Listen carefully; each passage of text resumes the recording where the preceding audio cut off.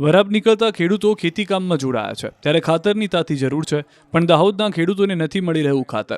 દાહોદ જિલ્લાના લીંબડીનગરના પ્રધાનમંત્રી કિસાન સમૃદ્ધિ કેન્દ્ર પર છેલ્લા કેટલાય દિવસોથી ખાતર માટે લાંબી કતારો જામી છે. ખેડૂતો વહેલી સવારથી જ કતારો લગાવી ઊભા રહ્યા છે અને જ્યારે ખાતર લેવાનો વારો આવે ત્યારે ખાતર ખતમ થઈ જતા ખેડૂતોને ખાલી હાથે પરત ફરવાનો વારો આવે છે. ખેડૂતોનું કહેવું છે કે તેમને 5 દિવસ સુધી લાઇનમાં ઊભા રહેવું પડે છે.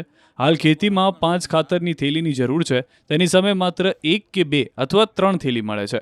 ખેડૂતોએ ખરીફ પાકનું મોંઘા ભાવનું બિયારણ લાવી વાવણી કરી છે. હવે ખાતર મૂકવાની વારી આવી છે ત્યારે જો સમયસર ખાતર ન મૂકવામાં આવે તો પાક નિષ્ફળ જાય તેમ છે.